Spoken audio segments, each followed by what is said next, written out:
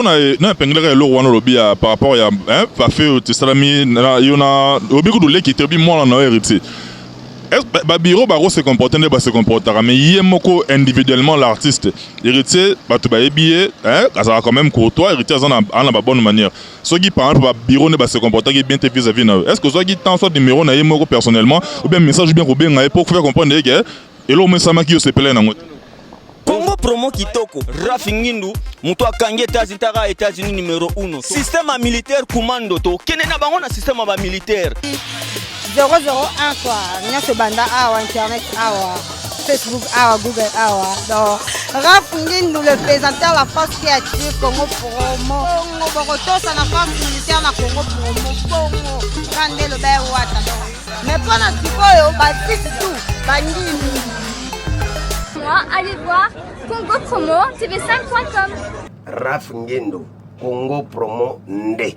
Donc au nom de Jésus-Christ, nous bénissons les Congo Promo. Amen. Avec Rafingindu, Congo Promo ne tombera jamais. Piccolo Congo Promo Nde. Congo Promo TV5.com. Sans oublier son excellence Rafingindu. Ouais, Balobi Rafingindu.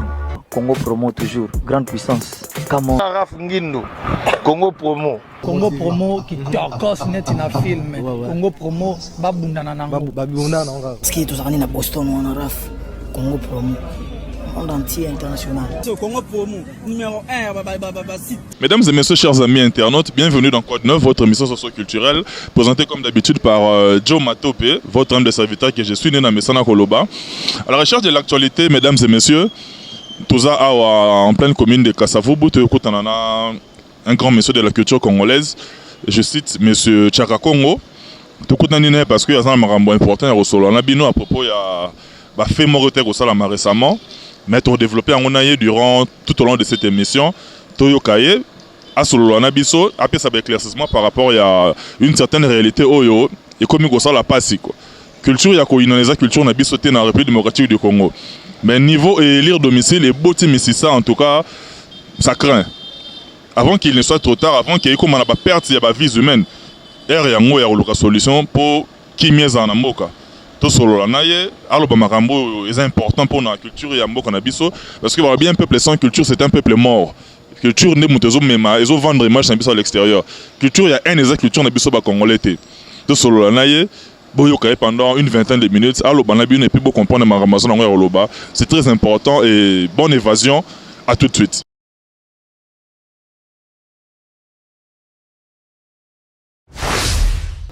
Mesdames et messieurs, nous sommes venus tout à l'heure, tous un grand monsieur de la culture congolaise. Je cite monsieur Tchaka Congo, avec qui nous allons nous entretenir pendant un bon moment dans cette émission. D'entrée de jeu, Tchaka Congo, Motenayo, Boninzo. Rafingindu Congo Promo TV. Ils allaient site où il y a vérité.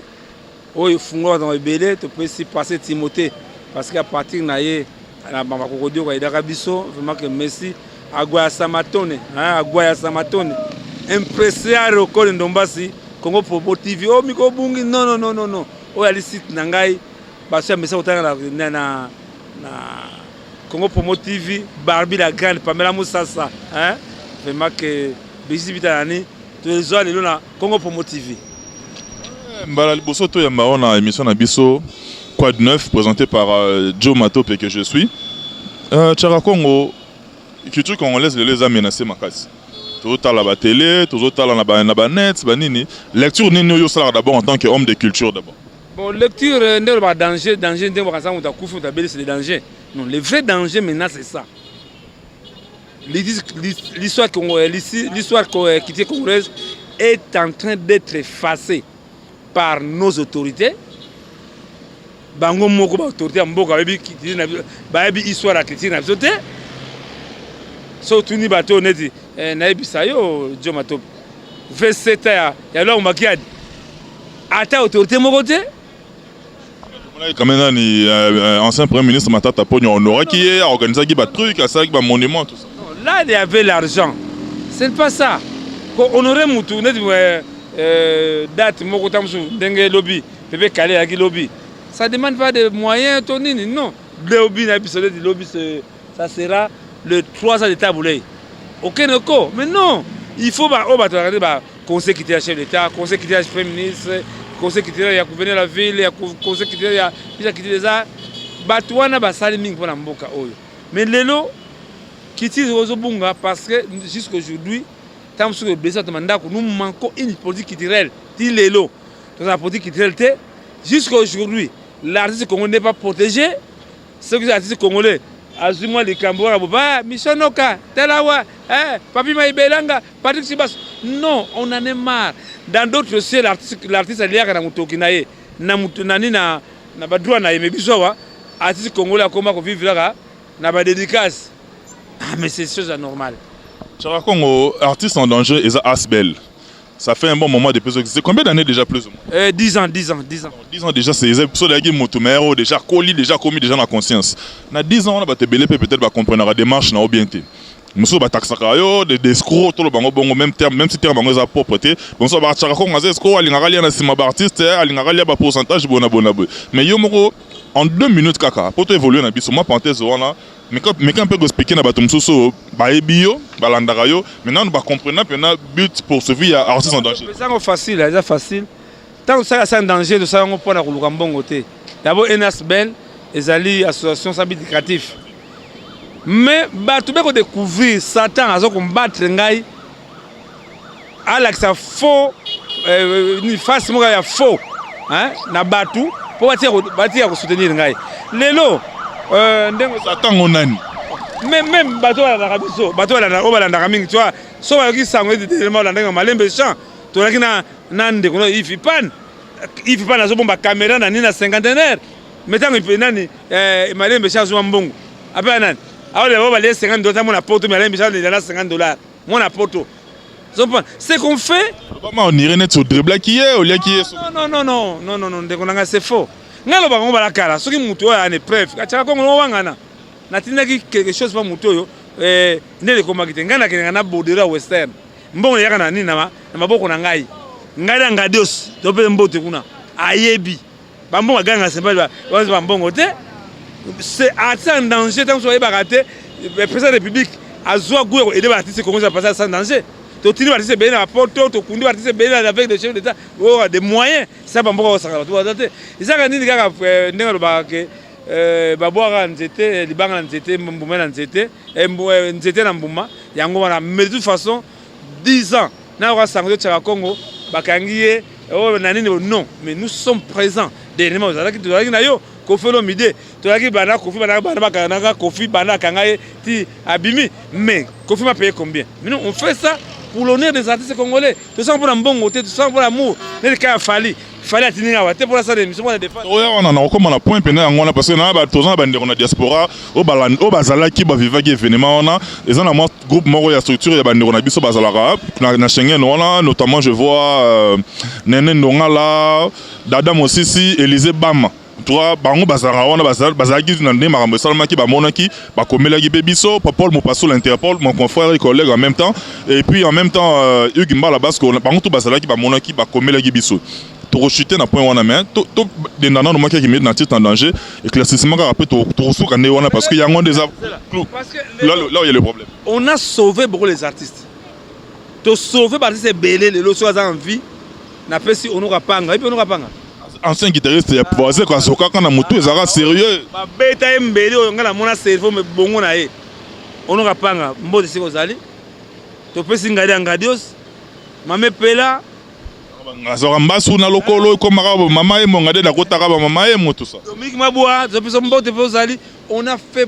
beaucoup de choses les gens voient ces makaka côté matanga mais tant bakanga les to pesi évoluer là et là qu'est-ce que la faut nous évoluer bien côté ba Sagara de Kunta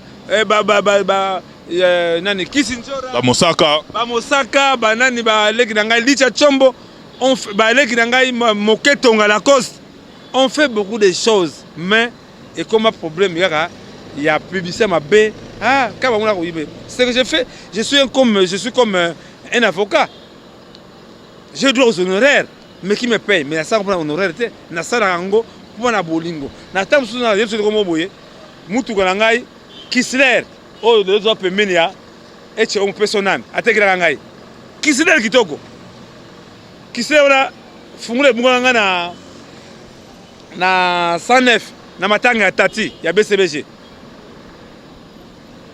nazonga makolo kaile inga abengisa parti ya Braza na mutu na yo nani confrère na yo nani Isaac Mai kaile inga lobi que non na bengi yo ndengo langa TV ou aso mutuka na so mutuka abimisi $15,000 15,000 ke mbonga mutuka yango ngabi kaile inga coupé de film ici maintenant a deux problèmes premier ngaladia na papa wendo abi pona moko babengela ki yo mais yo plaider pona bandeko no musoba papa wendo famille ba luka ba bongisa papa ti de soki ngate ndisi ko papa wendo asangi na Peto Mbali lo mbongo ba ngaso mutuka na ngani pa kaile inga to sala mozolo ya papa wendo tala ba mbongo ya $15,000 même kaile inga ndi mangote abi mais non c'est que j'ai fait na komi kumisaka te na sango to malamu mais en tout cas nazo kende côté sainteté ndenge Pape Jean-Paul de akomi ngeti nga pose un problème leki na ngai faut pika parce que na evitaka dernièrement la papa wemba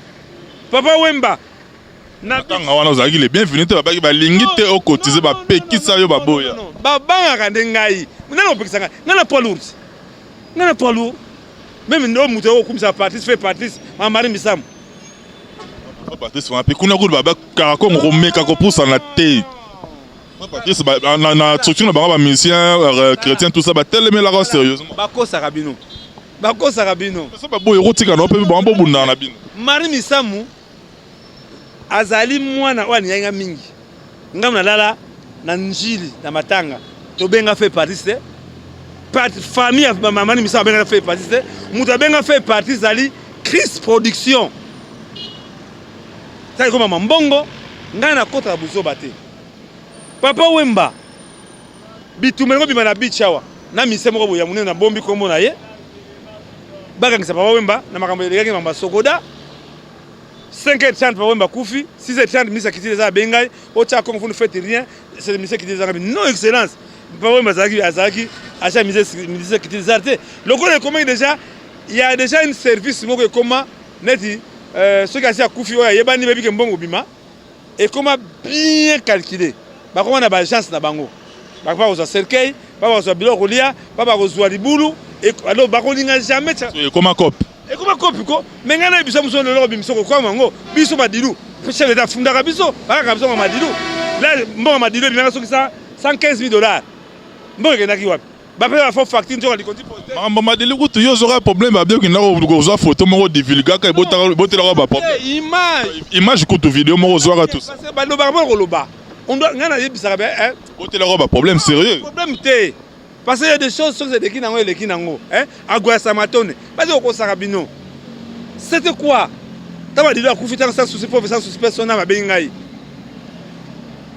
comme nani mo comme il a ngabo ça va dilo dans to comme na campus yena fait cette information que madilu ba bomi nanko madilu ngakufa te l'église salamaki to bengi ba konjabi que non vous filmez tout yo que la caméra yo ça la caméra ok na campus baka ngayo te mais salamaki tant bakanga cameraman ndenge za boye atanga do azwa madina na morgue ndé souffle peu bonaki na montage image qui pas ngai on n'a pas monté les images c'était brut alors vraiment que même famille comprendre qui mais en tout cas pour madina en tout cas même le chef de l'état a fondé dossier ezaki na casier judiciaire $115,000 ya nini madilo kenda wapi mais ces gens là soit disant et comment service bien organisé agence kakao Tony mais pas j'ai maman na bachana bango et puis pas reçoit cercueil pas reçoit libulu pas reçoit nini ba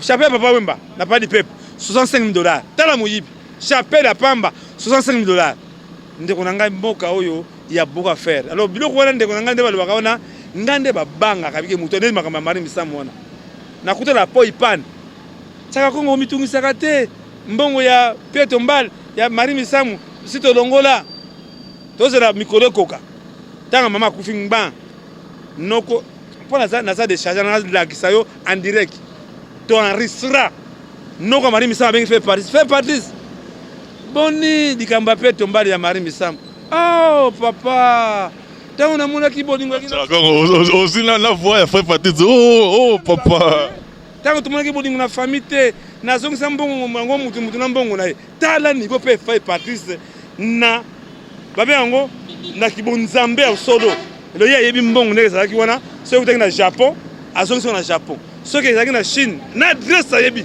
en tout cas fait partie faut ça être trophée likambo wana trophée wana faut zwango après papa la biso kasavu wakanga na mbongo ya l'état mais c'est fait partie mutazongisi mbongo mais lobby et on sait pas je crois que battre de konanga biso ya pas intérêt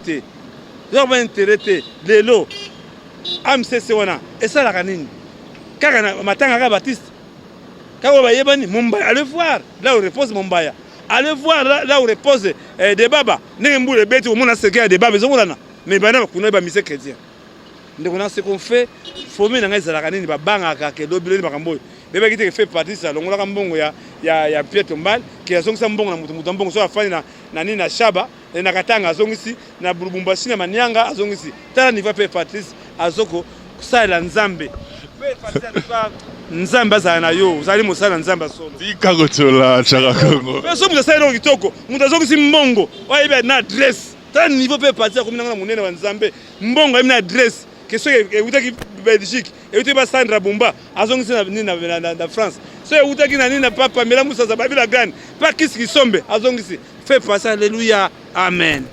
Merci beaucoup Chaka Kongo la position sur le les petits propos n'engagent que toi et puis il est temps pour moi de dire infiniment merci. Donc naza il robanga te yo c'est meka ba propos na. Zongisa. Yo premier nazo c'est meka ba propos. Ya boloko mais quand aucun n'a pas ya nani na magistrat to na okefunda ngai na reprendre le même maloba. On a ébisu. Oui, parce qu'on a des éléments là, ils accusé Robi Misango. Fait partie sur la ndoka Marie Misango bengayo. On a enregistré ça. Yves Pan était là. La famille. Pan collègue na biso na Congo Promo, bien de bonnes choses à toi camarade. Que to beta maboko ta buso baté. To beta ka maboko te yango Congo na biso ezali freiner na ba pensée unique. Ozo kanisa même ma bête on dimara. Non. On ne peut pas applaudir buso ba wana yango muni congolais artiste congolais jamais dans cette marche mon côté.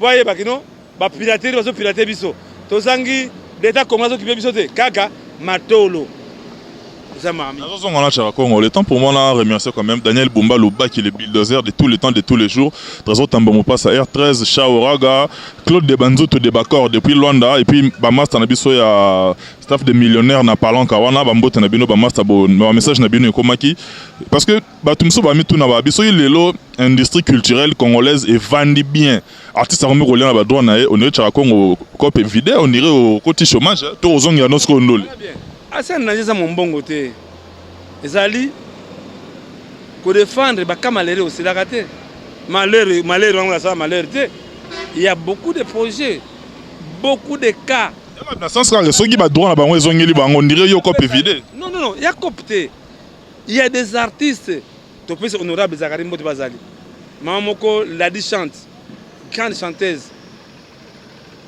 na ni nazaki na hôpital ya ba soda kankokolo mais c'est malheureux papa moko bijou et toi ndabasi c'est malheureux tout ça on me belé c'est pas l'argent avec nangai c'est qu'on fait ça biblique le solo ya bon samaritain ben on a bandé en côté je suis un bon samaritain c'est que j'ai fait un bon côté copité non ba condition qui tamso OK na hôpital tu pas parquer le bureau ba mon monsieur tu pas la travers baby comment moi je me bats comment je me sacrifie pour un artiste en retour pour na gagner et là comment côté yo toi tu gagnes quoi dans tout ça voilà na gagner konini net diaspora récupérer ngai impresseur ko ndongba Chaka au point sérieusement la bande de diaspora pourquoi pas ndima kango na so sabat te na so lambate na dia ka so même tina ngai et uta na western non ba considérer ngai son pan il y a quand même des ceux qui comprennent la lutte na yango ba Chaka au point même Jésus moi nzamba ndima te kama ndima Chaka Kongo Kabila wazoluba ozoluka kulubela maman bébé alors 15 personnes chef d'état ba comprendre jamais à sans danger jour na kozalate et bah il y avait quelqu'un qui défendait les artistes qui réveillait le conscience des artistes les artistes ana succès ana besoin à hauteur net lobi na leki na moko na nini na boye kotanga te hein tanga na kaka ils ont espoir bien ça sima kuna mona sim tala pano nani wana amna sima to mon héritier Watanabe. Hier, on était avec nous dans un grand hôtel. Dans le même moment, il faut voir. Babiloni, ministère de Bisso. C'est pas empêcher de couper un héritier. Non, voilà moi, je m'appelle papa. Mon était là, bandaki. Alors je crois que à ce danger, il faut d'abord les artistes congolais comprendre combat les années. Combat les années que ne va pas savoir ngana na que na bar te ko ba taxe ou taxe à danger non. Bato so dia mbongo artiste ne ba soneka ba sokoda o so dia mbongo artiste nanko. Comment kita kita bino na Blaise Bola yinda kalmilolo comme pe na verkis moko pe ya bino pour ti lelo ba ke artiste muso ba se retrouver. Non nga ntuka kota baso nga batilisanga ti. Batilisanga nga mwenene kanga sokoda wana. Na inspecteur à parquet général. Bitumba to bunda kuna. Bitofunga sokoda wana na ba 23h. Na nizo buka ko buka ngo. Tanga bazu ba poste ba nga ta ko be ngai. Non, na lingo ko salaka ni ba ne dans marche et puis en tout cas, je préfère na sans danger, na bunda on va sans danger. Mais pour na pengler lo wana lobi par rapport ya hein, va faire te salami na yona obi ko dole ki te bi mo na héritier. Est-ce que Biro Baro se comporte se comportera mais yemoko individuellement l'artiste héritier ba to ba ebié hein ça va quand même courtois héritier en la bonne manière ce qui par exemple Biro ne ba se comporter bien vis-à-vis na est-ce que soit qui tant soit numéro na yemoko personnellement ou bien message bien robin pour faire comprendre que et l'homme sama qui se plaît na ngote c'est moi qui connais la fin malheureuse de ces Congolais c'est moi ngam na bi fin malheureuse de ces Congolais ouais ba malanda nguluti ouais que va pese mbongo ba ni mbongo non. Il faut que Biro ba structure Biro na bango. Ba ba ke ah wana so le yindi panga na ko bango ba ko tate. Ta leki na baganga ganga les autorités ba yebi pourquoi leki moko moi c'est utaki pot ah tchako ko biro lo banga wana o banga te o kanga ote mais quand il y a la vérité les nga so benga ko makamba kende nga Karim Okonzi.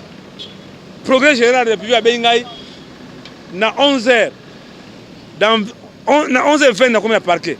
Mais pour la cambi yo banga parquet ngabi mokonzi nga banga parquet te pour conscience na ngai on a salaka ngana finga comme so biso dikamba ngwe dernièrement bana mamba zobozi bana pote ça Congo nenzo kete zobozi akufaki pour que c'est Kofi na biso ngabi Kofi ana pouvoir na ye oyeleki ngate yo pe nire lo rana pe batu mususu ya kan ya Kofi Olomide ba sepela tena ba popo musu yo tena mais non ngana na pouvoir moko o Kofi za nango te ko ngata yo mo pouvoir nini yo za nango ya za nango te Congo beta démocratie au beta nzemo na yo au salaire artiste en danger na yo to ba yebi Congo mais Kofi za o yazali par rapport à Kofi quand même Congo na pesa ka Kofi ba respect belé mais ngana pouvoir ko lekaye comme ça ba ba Hollande yo bi lekene pouvoir ba okama ngo bazo ka somme moi comprendre pouvoir Congo so ba muso ba lo ba Congo alinga signer Kofi eza nini laisse moi mama lo ba wana sike yo lo bango ko lo bango te Ils ont milieu du village. Moi, je pose des questions par rapport à mes investigations.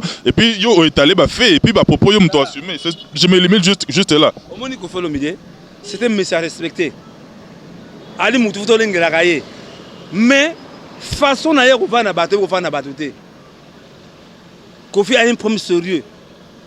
Quel genre? Exemple, Ngatchaka Moussa, pour d'autres Kongo, allez, l'Empire à Kofi. Eh, tada. Nga rebisa mo bali de la forêt ngia makanda tamso Tchaka Congo yakatolia il y a des artistes balé qui na ba Fabrigas ba Fali Poupa wa ba respect to soutenir Kofi aucun artiste qui ne soutenir Kofi mais nga mo ngale kuna mais je Kofi to kena ndako na ye mais pas la seule image ko regretter même balé qui na internet ko to ngina bango Kofi était incapable de payer 1000 francs to transport mo so ngina mbongo na poche alors voilà nga ke bonda Kofi nga pas Kofi te ba mukuru weso be de mukuru ah Tchaka Congo yaka nana ba artiste ba pesa un respect Kofi il doit changer à ça effort Kofi n'est pas vivable comprendre comment ba Karim to la Kofi même état artiste à part papa Lutumba papa qui a Mwangana papa Lumbengo artiste mo chez la Kofi pourquoi yango mona na dénonciation Kofi akufaka ne bato ba nga Kofi te ngo mona bango na comité d'organisation ba veste noire ngari bi mala ba manetsa mwindo ngai yebele kombanga na bunda kangona moi j'assume so likambe zali na komaka o likambe ko ibutu 24 heures na komaka neti Kofi Olomide ali mutunga na respectaka mingi je dois beaucoup de respect mais faut ça l'effort azalaka a vivre baninga na ya bini to senga mboka Kofi te ngala mboka ngana neti ngana ibsenga diaspora ba combattant na koma na ngasir mama na biso bevinda vemba mama na Shekina pesa mobile bisa passer mbote pas zali à sans danger na niveau na on a combien niveau à porte en tout cas que si tu as ndenge ya extérieur je suis trop fort Charakongo, merci beaucoup. Au soulevé diaspora, c'est qu'on commence à place au Tolingi, tout ce qui est là. Très vite, là où il y a des gens, il y a forcément des problèmes. Mais les solutions sont faites pour remédier à ce genre de problèmes. Kofi Olomide, Azan Neronayo, Olukaye, Borosolola, reprochera Mkolopé dans la place publique. S'il y a des problèmes particuliers entre vous, Lukaye, Solola, Nantangen Neronayo, vous trouvez solution. On les a, moi, conseil de roi apporté par rapport à Féona. Pareil dans le cas avec Eritine, bureau n'a pas compliqué que tout ça. Lukaye, Azalé qui coûte Tazamon, la Néro Lobby, bon, mais Karobongisa. Permettez quand même en 10 secondes, de remercier quand même Baningam Souzope, comme le rabiso, message de Zoya, à travers notre numéro, beaucoup de rabiso, suggestion, remarque, n'a pas question, Moussou Botin, to mera un peu quand on peut s'en au sens pour te poser na batoto ya rapport na bino tourner là pour vous donc beaucoup mais rabiso na même numéro WhatsApp na biso Viber ba réseaux sociaux tout cas yango na même numéro et puis Facebook na biso ezaka Joe Matope sur côté au mona ba mission pe o non mona te rolanda na kati wana avec Charakongo marambaro bezaka rebelle mais compte tenu nous courons derrière le temps to kota na sujet wana. Et puis, tout conclure Nabiso. Le temps pour moi de dire merci infiniment à Georges Tingoma depuis Liverpool. Et puis à toi, Papi Conchansona, grand frère et ami en même temps. Mukolo et Maële, big up à toi, grand frère. Et puis, et c'est un ming ezali koye banana mutumo babengi King Makiadi, un Canadien en tout cas grand frère. Zalara bongo kole mabiso tetoza mukumba na yo. Charakongo, artiste en danger, artiste mort pe ya mort na biso, ba artiste pe ya mort na biso, groupe ya Fally Ipupa. Bakutani na bakutana ginango par rapport à frère Nabiso, bazana comment na bango noble parce que tout le monde veut à ce que notre pays connaisse un grand changement. Mais changement tu reconnaître yango par la violence c'était dialogue est le meilleur moyen de resolo la pire retrouver la solution la problème Nabiso. O salamaki et salami salami mais opinion na yo ezani par rapport à acte wana o se posaki par rapport à groupe ya Fally ozana eko nango ou bien jusque là nanu ozu eko nango pena malonga. Non, c'est yeba nango vraiment que à Goya Samaton diaspora ba yebi aux en abattement diaspora c'est sûr que vous avez déjà informé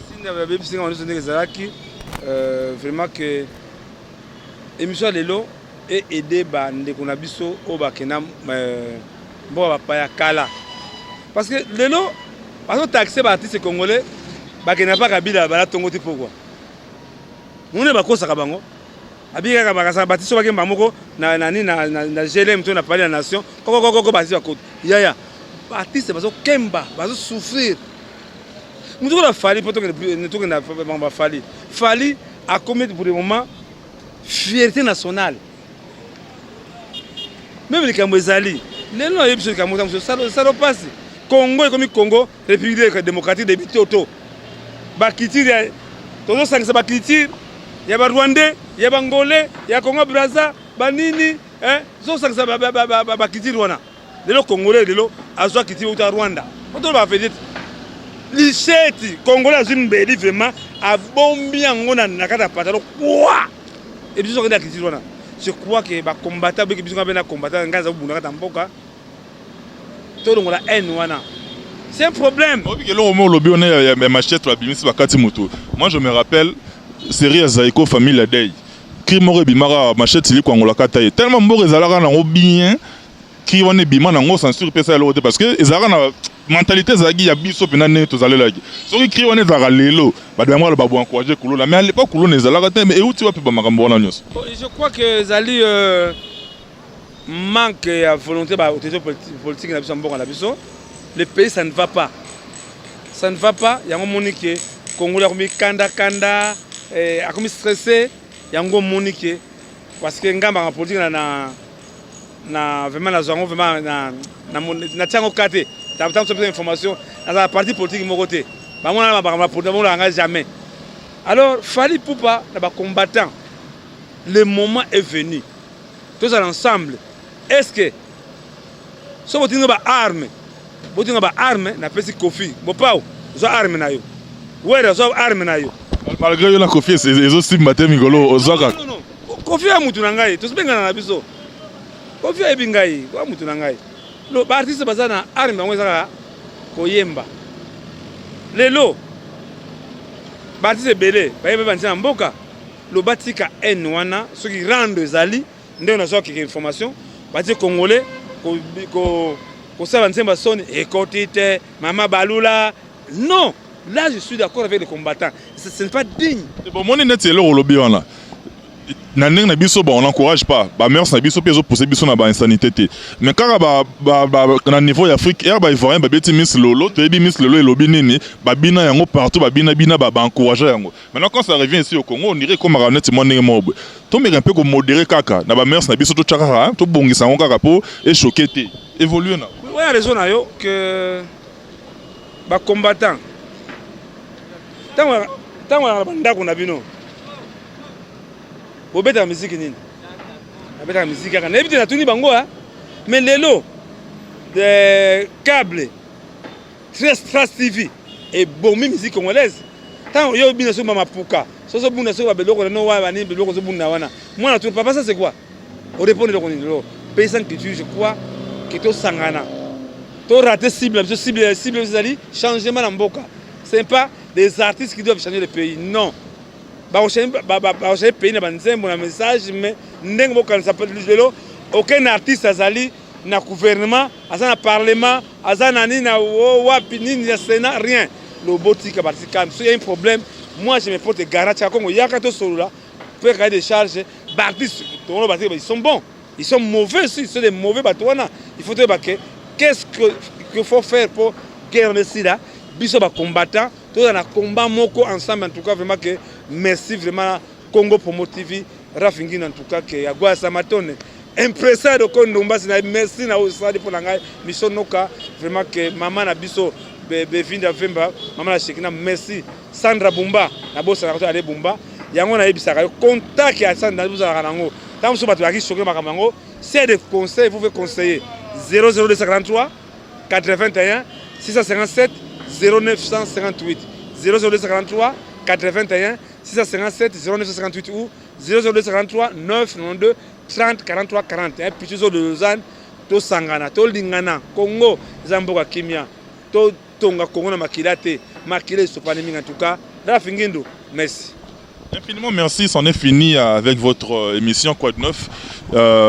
Tozaki nesengo koyeba ke bozaki nombre ya Rolanda biso à travers site na biso Congo Promo TV 5 mokili mobima un grand site dirigé par monsieur Rafingindo, le leader le plus swag, le leader ya pembe en tout cas na habité na lo bato te po batumsu baro ko tazamba pamba et coordonne biso Serge Mpianaza on a répondre ba directive héros dans l'ombre comme d'habitude ingénieur Cédric Bampale Ngala Molome. En tout cas, mingi olo bezate pona yo so bozo mona ba image boye bo pesa ka mingi merci parce que azara ranabiso tozo bon ensemble pour marambone kende liboso. Quant à moi je suis arrivé à la fin, j'ai dit infiniment merci na bino tout boko mela biso baninga na ngai diaspora parisienne en tout cas groupe on a ba sœur on a mis ça tout on a je cite Nenen Dongala Dada Mosesina Élisée Bama. Merci beaucoup de message na bino komaki moi ba suggestion ba remarque ba pour na bino et ça la biso grand bien Mimi Chikeva merci ya Mimi ici à retour en tout cas de Mimi Chikeva mbola zali fali pupa tant so le bagite fali pupa asali mai asasi mai na kisenso asa la maternité alors c'est un garçon à soutenir en tout cas vraiment Agua Samatone to soutenir fali pupa. Merci beaucoup Chara Congo episode de Romi na biso na suka merci na bino to bolandi biso merci na master na biso na kin trésor tambo mopasa Jojo Lina Chizubu maître Yannick Bodi na Fiela ma profondeur Daniel Bumba Luba qui le bulldozer et puis Shaoraga et Bill Tornado ko Kwamboka bino tout infiniment merci na bino biso de Kobi na suka Empereur Kondombas mission noka merci na soutien au site na ngai oyo na bundaka makasi Rafingindo Congo Promo TV TV5 Kitoko. Merci beaucoup King Makiadi, un Canadien grand frère. Merci na ba soutien na ko le Mbappé bisoté biso de Komi na suka. De Bakor, de Banzutu Claude, merci na yo master. Bye bye à la prochaine. Bon continuer kolanda ba programme na biso na Congo Promo TV 5. Biso peut être là pour nous servir bino. On se dit bye, rendez-vous au prochain numéro.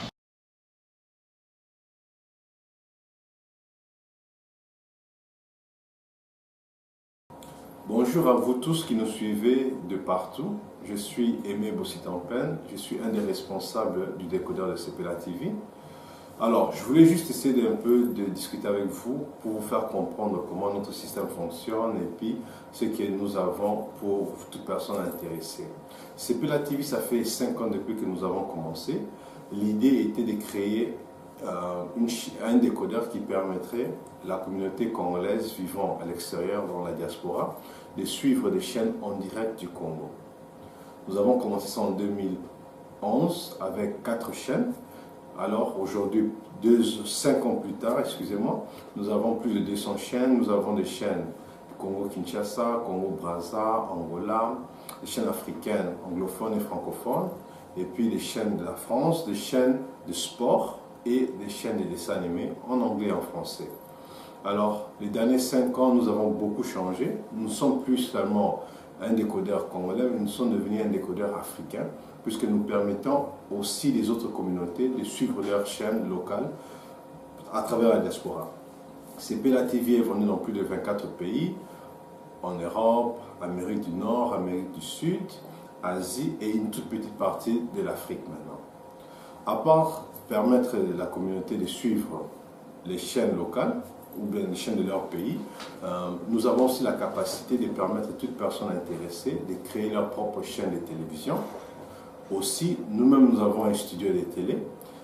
Nous louons des espaces 30 minutes ou à 1 heure. Donc, toute personne intéressée, vous êtes libre de prendre contact avec nous, et de prendre contact, comme je disais, pour prendre des espaces et juste prendre plus d'informations. Alors, en ce qui concerne faire un studio, nous avons 2 options. La première option, c'est ce que nous appelons l'option Basic. Donc, Basic, c'est le plan le plus petit. Donc, vous avez un ordinateur, un webcam, et vous gérez la télévision à partir de la maison. Pour ça, nous allons créer l'espace dans notre serveur, l'espace dans notre décodeur. Nous allons vous donner le logiciel et vous montrer comment utiliser le système complet. Aussi, votre chaîne sera disponible dans notre décodeur. Ça peut être sur votre site internet. Si vous n'en avez pas, nous pouvons toujours faire un site pour vous, pour un prix. Ça peut être suivi en direct sur YouTube comme en direct sur Facebook. Votre chaîne serait en direct, live, et aussi en diffusé. Donc ça veut dire que vous avez un DVD ou bien un lien de YouTube, vous pouvez juste le mettre dans la grille de programme. Votre chaîne sera la vôtre 24 heures sur 24. Ça sera sur votre contrôle. Si vous allez faire louer les espaces, ça vous appartient. Si vous allez avoir des publicités, des sponsors, ça vous appartient. Nous, on va vous charger un cachet pour l'installation, configuration et puis vous montrer comment l'utiliser. Et aussi un prix mensuel que vous devez payer juste pour le signal. Vous êtes libre aussi de mettre votre chaîne sur n'importe quel décodeur. En Angleterre, vous pouvez mettre ça sur Sky, en France, vous pouvez mettre ça dans Freebox, dans Bouygues, partout. Même en Afrique, si vous voulez. Vous devez juste adhérer aux modalités de chaque décodeur. Deuxième option, c'est le plus grand plan. Si vous avez besoin de créer tout un plateau de télévision, comme ici, vous voyez. Donc vous avez un plateau, donc tout ce qu'il vous faut, c'est juste un local, donc un espace, une très bonne connexion Internet que je vais expliquer à toute personne intéressée de m'appeler. Et puis nous, on ramène tout. Quand je dis tout, je parle de caméras. Ici, dans notre studio, nous avons 3 caméras. C'est des caméras achetées, c'est des petites caméras portables, mais très efficaces. De nos jours, vous n'avez pas besoin de toute une grande structure pour avoir une bonne qualité ou bien pour avoir une télévision. Juste des petites caméras portables, mais si vous avez des bons appareils, tout est possible. Alors, vous allez avoir 3 caméras, des lumières, serveurs, ATM, système de régie, et en plus, nous allons aussi vous montrer comment gérer votre chaîne. Donc, c'est ça les 2 options. Et puis encore, votre chaîne sera sur notre décodeur, ainsi que le site internet, Facebook et YouTube, tout ça. Comme ça, ça peut vous faciliter d'avoir une grande audience rapidement. Alors, pour toute personne intéressée, je vous prie de prendre contact avec nous.